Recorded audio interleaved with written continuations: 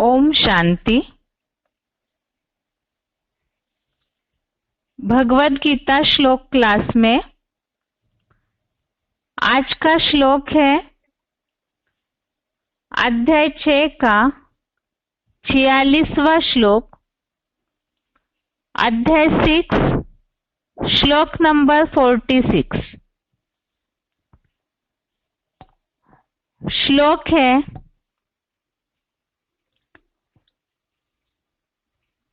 तपस्वीभ्योऽधिको योगी ज्ञानिभ्योऽपि मतोऽधिकः कर्मिभ्यश्चाधिको योगी तस्माद्योगी भवार्जुन। श्लोक दोबारा। तपस्वीभ्योऽधिको योगी ज्ञानिभ्योऽपि मतोऽधिकः कर्मिभ्यश्चाधिको योगी तस्माद्योगी भवार्जुन। श्लोक का संधि विच्छेद है तपस्वीभ्य अधिकः योगी ज्ञानिभ्य अपि मतः अधिकः कर्मिभ्य च अधिकः योगी तस्मात् योगी भव अर्जुन। संधि विच्छेद दोबारा। तपस्वीभ्य अधिकः योगी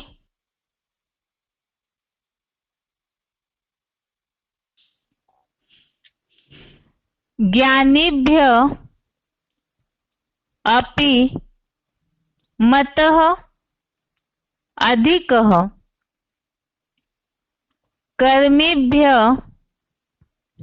च अधिकः योगी तस्मात् योगी भव अर्जुन।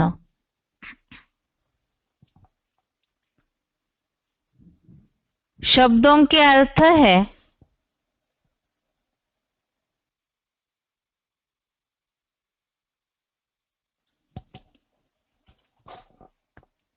योगी अर्थात राजयोगी, तपस्वीभ्य अर्थात तपस्वियों से, अधिकः अर्थात बढ़कर है, ज्ञानिभ्य अर्थात आत्मज्ञानियों से, अपि अर्थात भी, अधिकः अर्थात श्रेष्ठ, मतः अर्थात मान्य है, च अर्थात और, कर्मिभ्य अर्थात कर्मकांडियों से, योगी अर्थात राजयोगी, अधिकः अर्थात बड़ा है, तस्मात् अर्थात अतः, अर्जुन अर्थात हे अर्जुन, योगी अर्थात योगी, भव अर्थात बन। शब्दों के अर्थ दोबारा। योगी अर्थात राजयोगी, तपस्वीभ्य अर्थात तपस्वियों से, अधिकः अर्थात बढ़कर है, ज्ञानिभ्य अर्थात आत्मज्ञानियों से, अपि अर्थात भी, अधिकः अर्थात श्रेष्ठ, मतः अर्थात मान्य है, च अर्थात और, कर्मिभ्य अर्थात कर्मकांडियों से, योगी अर्थात राजयोगी, अधिकः अर्थात बड़ा है, तस्मात् अर्थात अतः, अर्जुन अर्थात हे अर्जुन, योगी अर्थात योगी, भव अर्थात बन।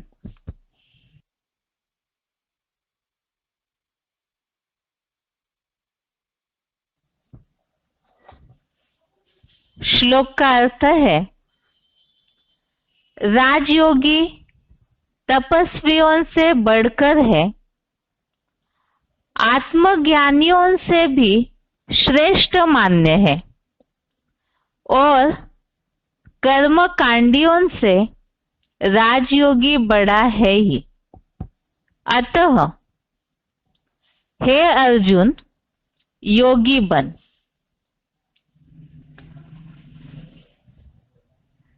यहाँ श्लोकों का शुरुआत का जो हेडिंग है उसमें योग भ्रष्ट पुरुष की गति का विषय हमने अभी तक के ऊपर ही सारे श्लोकों में समझा, 44 नंबर श्लोक तक।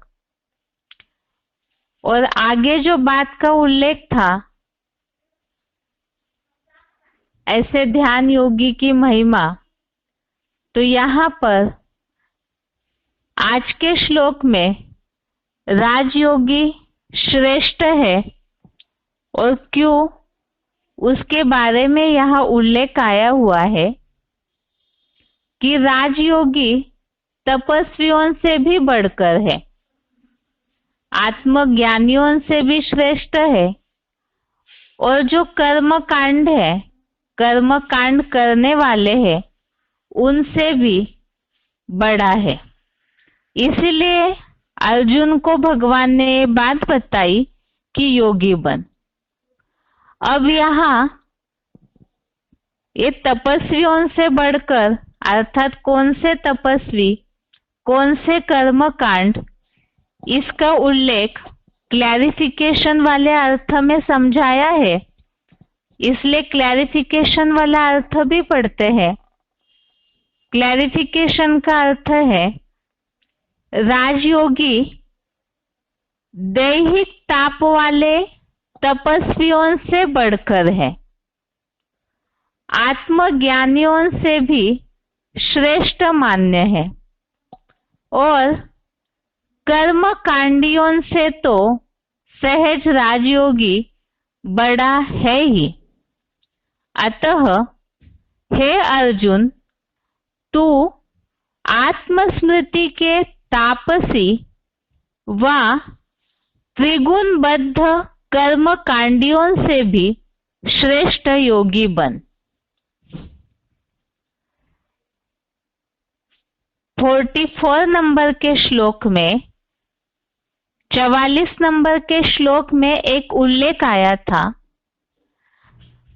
कि जो योग भ्रष्ट हो जाते हैं और जब ऐसी आत्माएं दोबारा जन्म लेकर फिर से ब्राह्मण बनती है, अर्थात उनका जो पूर्व जन्म का पुरुषार्थ उनको योग सिद्धि हेतु खींचता है, तो ऐसी आत्माएं दोबारा योगी बन करके पुरुषार्थ करने लगती है, तो भक्ति मार्ग की जो झांझ मजीरा वाली आवाज है उससे पार चले जाते हैं।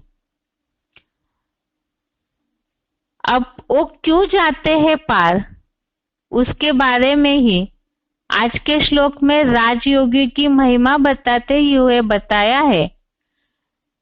दैहिक ताप वाले तपस्वियों से राजयोगी बढ़कर है। दैहिक ताप का अर्थ हमने जैसे चौथे अध्याय के श्लोकों में उल्लेख आया है, 25वें श्लोक से लेके आगे कई श्लोकों में ऐसे उल्लेख आया था। दैहिक ताप अर्थात प्राणायाम करना, आसन चढ़ाना, कुंभक करना, ऐसे बहुत सारे वैरायटी चीजें करते हैं। तो ऐसे देह के जो भी कर्म कांड है, दैहिक ताप है, उसके बारे में बताया। वो तो देह भान ही बढ़ाते हैं। और राजयोगी मन को स्थिर करता है, इसीलिए दैहिक ताप देह को कष्ट देने की बात नहीं, इसलिए ऐसों से राजयोगी बड़ा है, आत्मज्ञानियों से भी श्रेष्ठ है।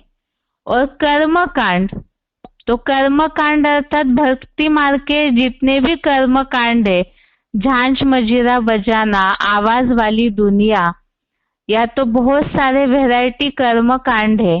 वो क्या है, उसका उल्लेख दूसरे अध्याय के कुछ श्लोकों में आया हुआ है। लेकिन वो कर्म कांडों को समझने के पहले 8वें अध्याय का 28वां श्लोक, जिसमें आज के श्लोक से ही मिलता जुलता कुछ भावार्थ है,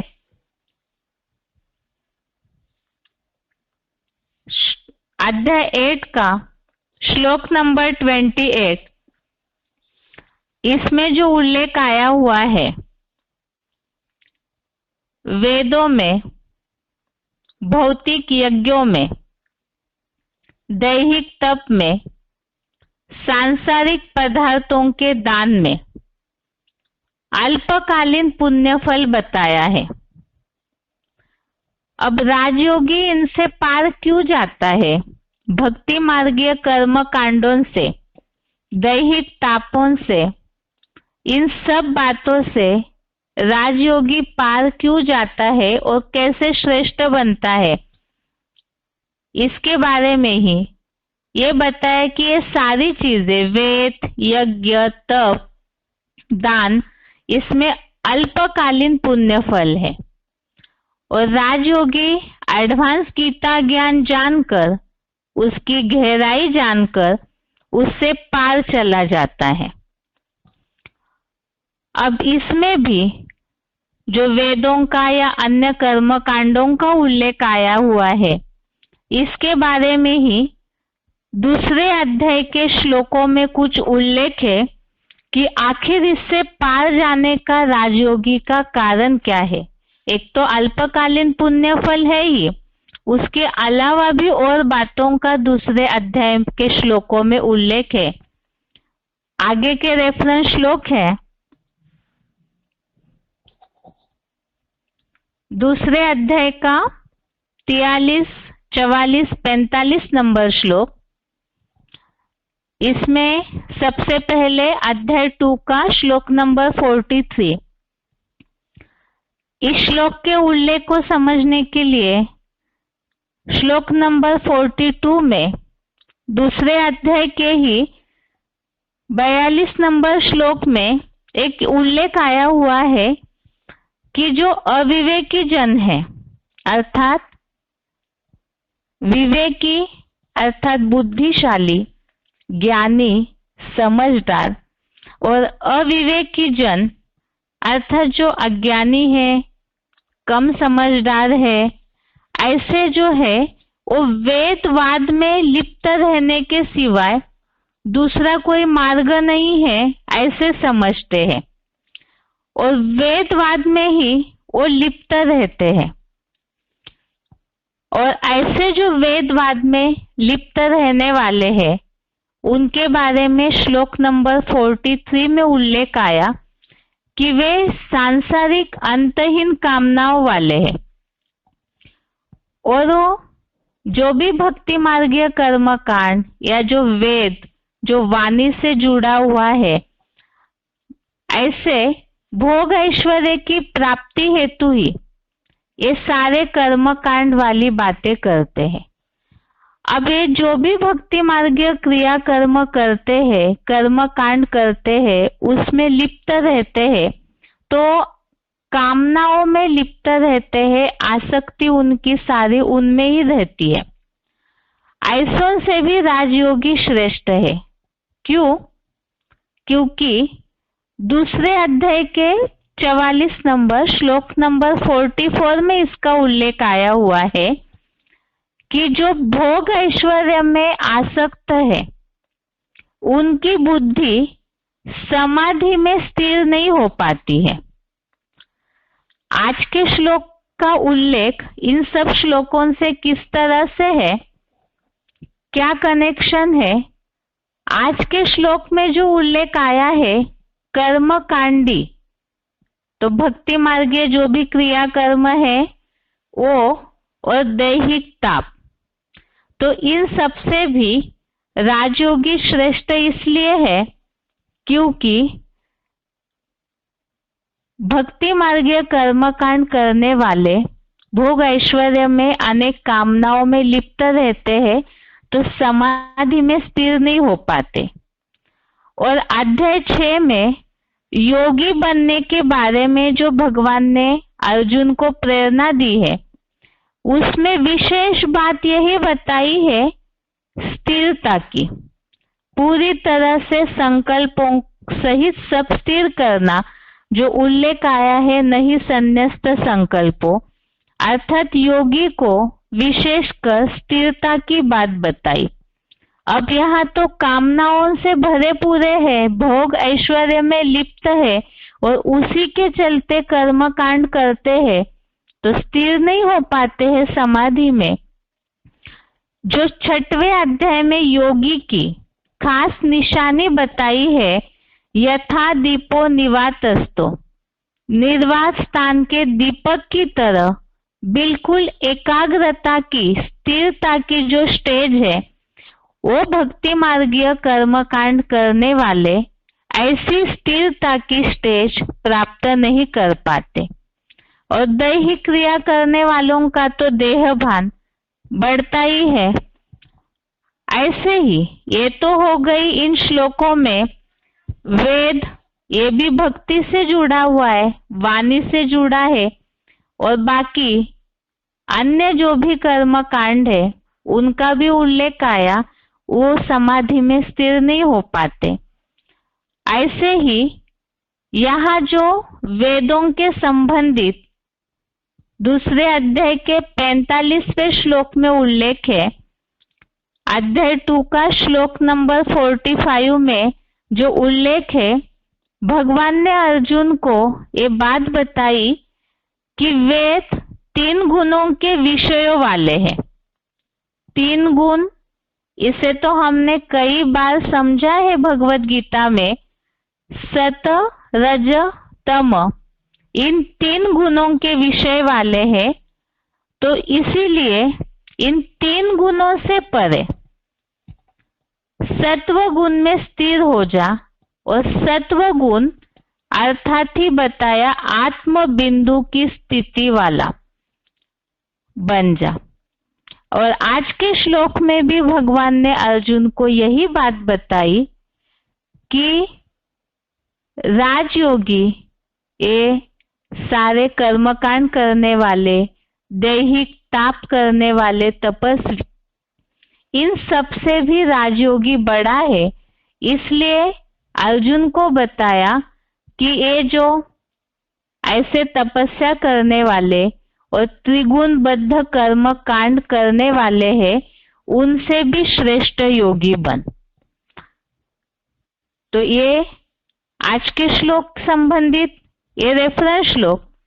आगे 11वें अध्याय में भी इसी प्रकार की बातें बताई है कि क्यों इन कर्म कांडों में अटकना नहीं चाहिए, राजयोगी इन सब बातों से कैसे पार जाता है। कई बार भक्ति मार्ग के जो भी लोग हैं उनको यही प्रश्न आता है कि जो ज्ञान में चलने वाले हैं उन्होंने भक्ति को छोड़ दिया, ज्ञान को अपना लिया, अर्थात उन्हें कोई श्रद्धा भावना नहीं है।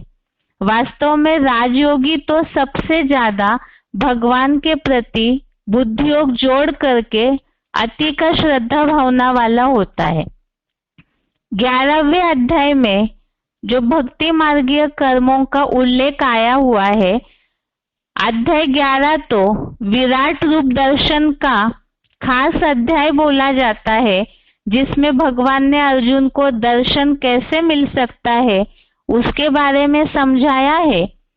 श्लोक नंबर 48 अध्याय 11 का 48वें श्लोक में जो उल्लेख है,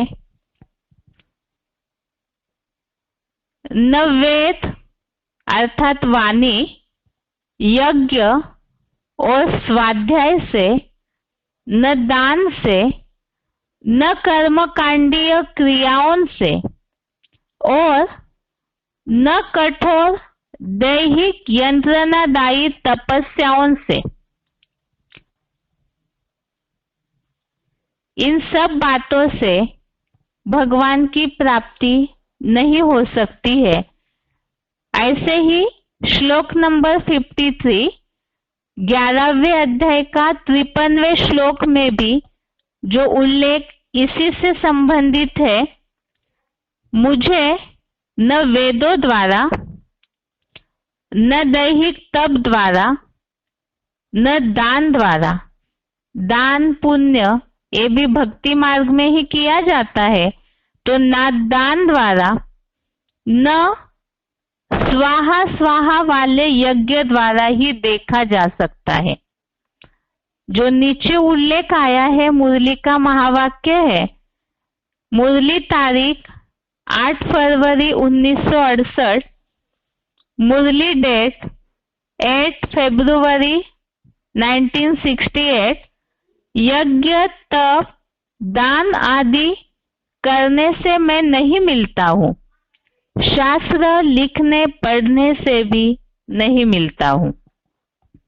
तो इसमें भक्ति मार्गीय जो भी कर्मकांड है, दैहिक तपस्याएं, दान और बाकी जो कर्मकांड जैसे कि यज्ञ है, वेद, ये भी 3 गुणों से भरा पूरा अभी अभी दूसरे अध्याय में उल्लेख देखा। तो इन सब बातों से, शास्त्र लिखने पढ़ने से भी मैं नहीं मिलता हूँ। तो इसीलिए ही जब इन सब भक्ति मार्गीय कर्म कांडों से भगवान प्राप्त नहीं होते तो कैसे प्राप्त होते हैं, इसका उल्लेख यहाँ बताया है। ज्ञान गम्य बुद्धि से, मनुष्य लोक में ज्ञान गम्य बुद्धि से देखने को समर्थ है। और दूसरी बात उल्लेख आया मन की एकाग्रता, जो यहाँ बताया मन की एकाग्रता के बिना मात्र स्वाहा स्वाहा वाले यज्ञ द्वारा ही वो देखा नहीं जा सकता है। तो इन सब बातों से जो आज के श्लोक में उल्लेख है, राजयोगी बुद्धि के द्वारा अर्थात मन को स्थिर करने के लिए ही राजयोगी हमेशा पुरुषार्थी रहता है। और जो 11वें अध्याय में ज्ञान गम्य बातों का उल्लेख आया, ज्ञान गम्य बुद्धि से देखने को समर्थ है।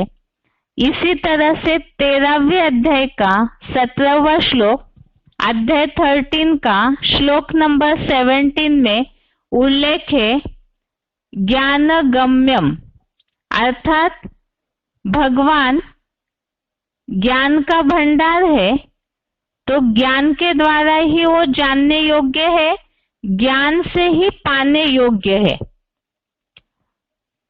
इसीलिए ही राजयोगी इस बात को, जो भक्ति मार्गीय कर्म कांड है, दैहिक जो ताप है और जो वेद 3 गुणों के विषय वाले हैं, उनसे भगवान नहीं मिलते हैं, बल्कि ज्ञान के द्वारा ही वो पाने योग्य है। मन की आंखों के द्वारा, ज्ञान के द्वारा ही, बुद्धि के तीसरे नेत्र से ही भगवान को देखा जा सकता है। इस बात की गहराई को राजयोगी समझता है, इसीलिए ही वो इन सब से पार चला जाता है। और इसीलिए ही अर्जुन को भगवान ने बताया है योगी बन। तो आज के श्लोक का सार यही है कि भक्ति मार्गीय कर्म कांडों से भी जो ज्ञानी है वो पार जाते हैं। और इसीलिए ही श्रद्धा भावना से जुड़े हुए ऐसे राजयोगी जो है भक्ति मार्ग वालों से दैहिक तपस्या और जो भक्ति के कर्म कांड है उनसे भी राजयोगी बड़ा है अर्थात श्रेष्ठ है। ये आज के श्लोक का सार है। उच्चारण सुनते हैं, उसके बाद पॉइंट्स।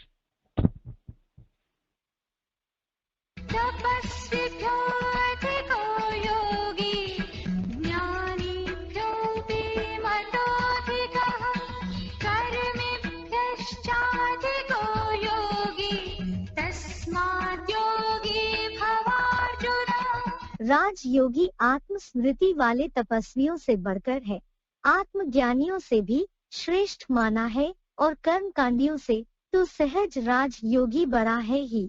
अतः है अर्जुन, तू आत्मस्मृति के तापसी व त्रिगुण बद्ध कर्म कांडियों से भी श्रेष्ठ योगी बन।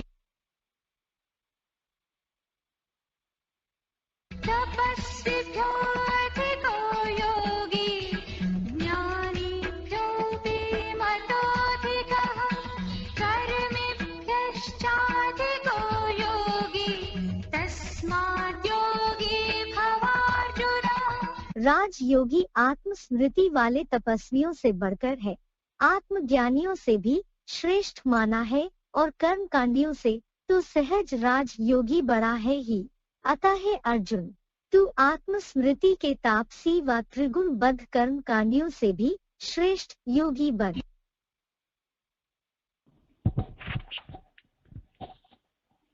आगे है पॉइंट्स।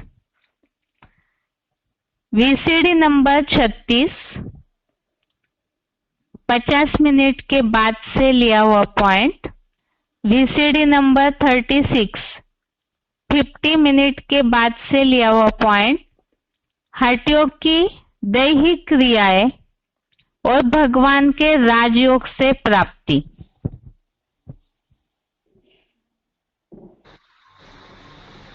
वो परमात्मा बाप सुप्रीम सोल मनुष्य मात्र को ये ज्ञान दे रहा है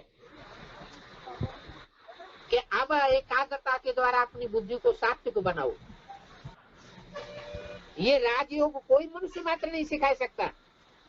मनुष्य सब देह अभिमानी है, वो देह का योग सिखाएंगे, आसन की प्रक्रिया सिखाएंगे, कुंभक प्राणायाम करना सिखाएंगे, श्वास प्रश्वास की प्रक्रिया सिखाएंगे। लेकिन मैं जो योग सिखाता हूँ, मन बुद्धि को एकाग्र करने वाला योग, जिससे आत्मा सुख और शांति को प्राप्त करती है। इस शरीर में रह करके ही सुख शांति प्राप्त कर सकती है। धन हो न हो, तन स्वस्थ हो न हो, तो भी आत्मा सुखी रह सकती है। ऐसा राजयोग, ऐसी बुद्धि को सात्विक बनाने वाला राजयोग परमात्मा बाप इस समय सिखाई रहा है। आगे का पॉइंट है VCD number 2210, VCD number 2210 50 minute 50 minute के बाद से लिया हुआ पॉइंट। मनुष्यों के हठ योग से भगवान का राजयोग श्रेष्ठ है। भगवान बाप आते हैं तो मन को स्थिर करके जो 11वीं इंद्रिय कही जाती है, 10 इंद्रियों में सबसे जास्ती प्रबल इंद्रिय है, उसको कंट्रोल करना सिखाते हैं। तो दुनिया में गुरु लोग क्या सिखाते हैं? आत्मा का योग परमात्मा से लगाना सिखाते हैं या देह का योग सिखाते हैं? प्राणायाम करो, कुंभक करो, रेचक करो, आसन लगाओ, उल्टे हो जाओ, पलटे हो जाओ, ये योग हो गया। अरे ये सब देह के योग हैं। देह के योग करने से देह मजबूत बनेगी, वो भी सदा काल की मजबूत नहीं बन सकती। क्यों? क्योंकि पत्तों को, टहनियों को, तनों को पानी देने से कभी भी वृक्ष सरसब्ज नहीं हो सकता। बीज को, जड़ों को पानी देने से वृक्ष सरसब्ज होता है। तो ये शरीर जो है, इसको चलाने वाली आत्मा रूपी बीज है। ये जो बीज है, जब अब परिपक्व हो जाएगा, निश्चल हो जाएगा, स्व स्थिति में स्थित हो जाएगा, तो हम देवता बन जाएंगे। देवता नाम क्यों पड़ा? देने वाले बनेंगे, किसी से लेने वाले नहीं बनेंगे। देवताएं किसी से भीख नहीं मांगते। प्रकृति स्वतः ही हर चीज मुहैया कराती है। तो देखो भगवान क्या बनाता है, गीता ज्ञान दे करके, राजयोग सिखा करके जन्म जन्मांतर का राजा बनाता है। नहीं तो कोई बताए कि हिस्ट्री में इतने जो राजाएं हुए, उन राजाओं को राजाई करने की शिफ्ट, राजाई करने की जो ताकत है, वो किसने सिखाई?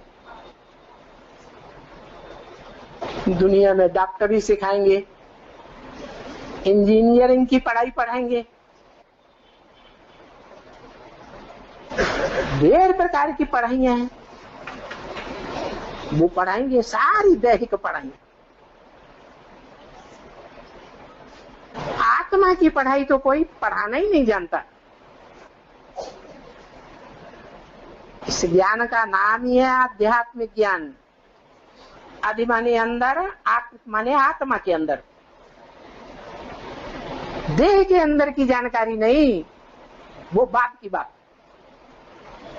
आत्मा के अंदर की जानकारी जो सिर्फ एक परमपिता परमात्मा ही देता है। और ये आत्मा इतनी पावरफुल बनती है कि एक जन्म तो क्या, जन्म जन्मांतर की राजाई ले सकते हैं। ऐसी पढ़ाई न कोई ने आज तक पढ़ाई है, न भूतकाल में पढ़ाई, न भविष्य में कोई पढ़ाई सकेगा 5000 वर्ष में, और न वर्तमान काल में कोई मनुष्य मात्र ये राजाई की पढ़ाई नहीं पढ़ा सकता। ये राजयोग सिर्फ एक परमपिता परमात्मा ही पढ़ाते हैं, सिखाते हैं।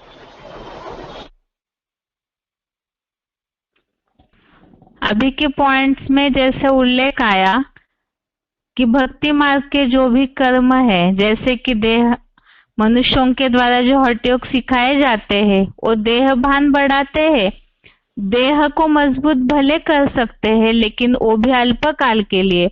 लेकिन भगवान जो राजयोग सिखाते हैं, वो मन को मजबूत करते हैं, आत्मा को शक्तिशाली बनाते हैं, जो कि जन्म जन्मांतर के लिए काम आता है। आगे का पॉइंट है VCD number 1663, VCD number 1663, 39 minute 39 minute के बाद से लिया हुआ पॉइंट है। मनुष्यों के हठयोग से भगवान का राजयोग श्रेष्ठ है।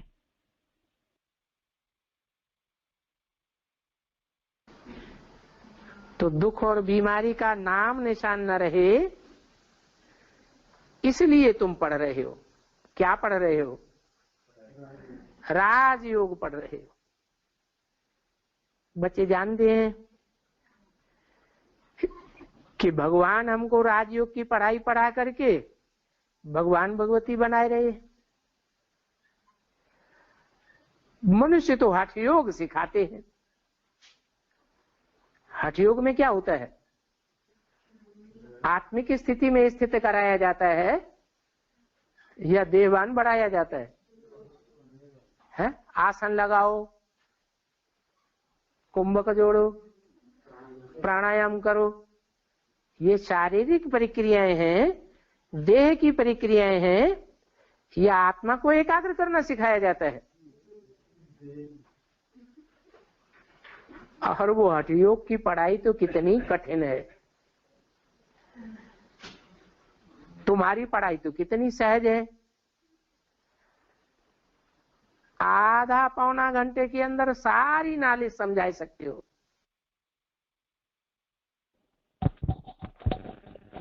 आगे का पॉइंट है वीसीडी नंबर 1375, वीसीडी नंबर 1375, 1 घंटा 3 मिनट 1 आवर 3 मिनट के बाद से लिया हुआ पॉइंट, दैहिक क्रियाओं से अल्पकाल की प्राप्ति।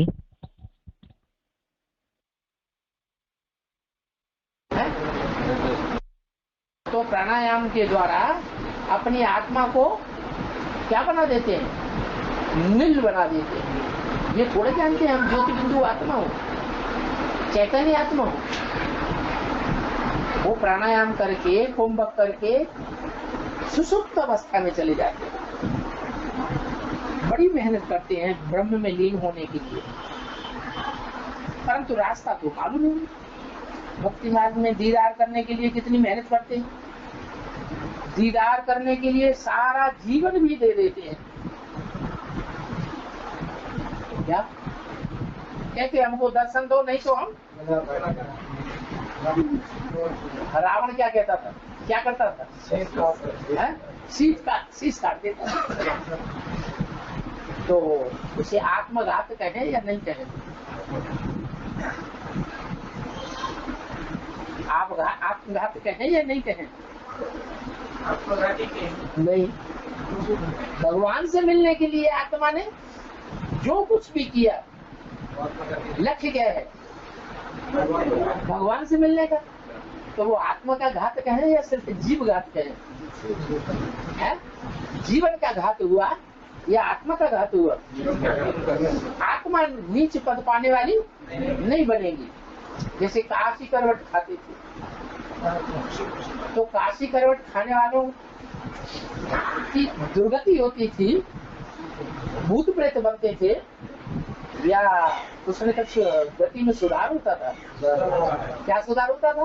पूर्व जन्म के सारे पाप कट जाते थे, लेकिन परम धाम में तो नहीं जा सकते। फिर दोबारा जन्म लेना पड़े और फिर बड़ी तेजी से पाप करने लगता है। आत्मा में और भी ताकत बढ़ जाती है।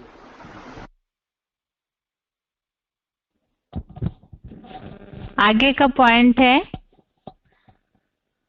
VCD number 102, VCD number 102, 40 minute 40 minute के बाद से लिया हुआ पॉइंट, कर्म कांडों से नीचे ही गिरते गए।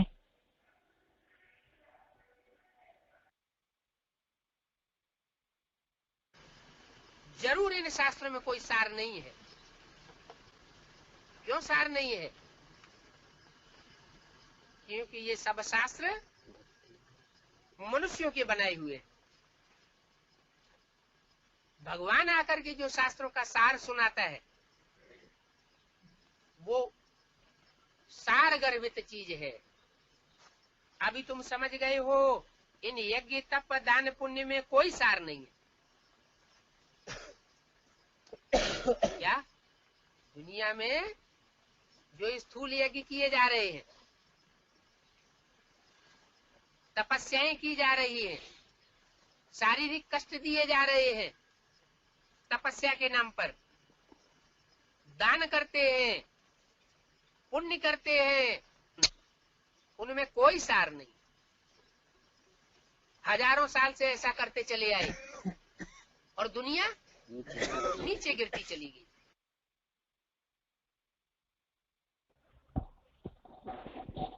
आगे का पॉइंट है VCD number 2817, VCD number 2817 32 minute 32 minute के बाद से लिया हुआ पॉइंट है, ज्ञान से भक्ति का भटकना क्यों बंद होता है?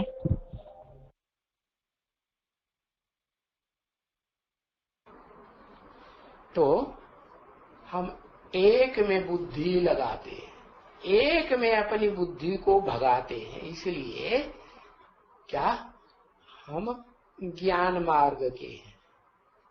और जो अनेकों में बुद्धि भटकाते हैं, इधर भागी बुद्धि उधर भागी, इस सन्यासी को गुरु हुआ, उस सन्यासी को गुरु किया है, इधर मंदिर में गए उधर मस्जिद में गए, यहाँ तीर्थ यात्रा की वहां तीर्थ यात्रा की, भटकते ही रहते हैं। सन्यासी भटकते हैं ना कि नहीं भटकते हैं? भटकते हैं। तो ये सब है भटकने का भक्ति मार्ग। भागते रहो भागते रहो भागते रहो, अंधश्रद्धा का मार्ग है। जब ज्ञान है तब भक्ति रहेगी। क्या कहा? ये पहचान है। जिसको ज्ञान हो गया वो फिर किसी के पीछे पीछे भागेगा नहीं। क्या कहा? भागेगा, इधर भागो उधर भागो, इधर संभालो उधर संभालो उधर संभालो, ये भागदौड़ करेगा? नहीं करेगा। जहां ज्ञान है वहां भक्ति नहीं, और जहां भक्ति है वहां ज्ञान नहीं हो सकता, क्योंकि जहां ज्ञान होता है वहां भक्ति बंद हो जाती है। भक्त है तो फिर ज्ञान है नहीं।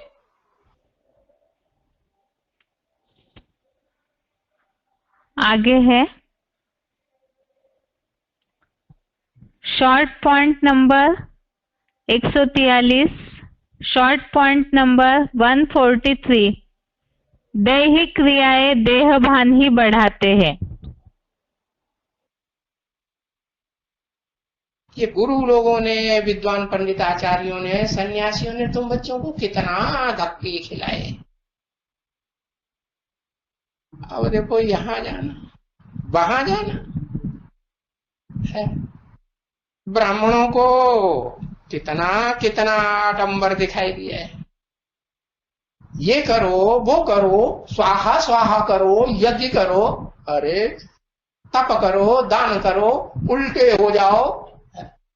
शरीर की क्रियाएं माना वो क्या, आसन करो, हाँ, श्वास प्रश्वास की क्रिया रोको। ये सब देह भान बढ़ाने के काम सिखाए, या आत्माभिमानी बनना किसी ने सिखाया? नहीं सिखाया ना।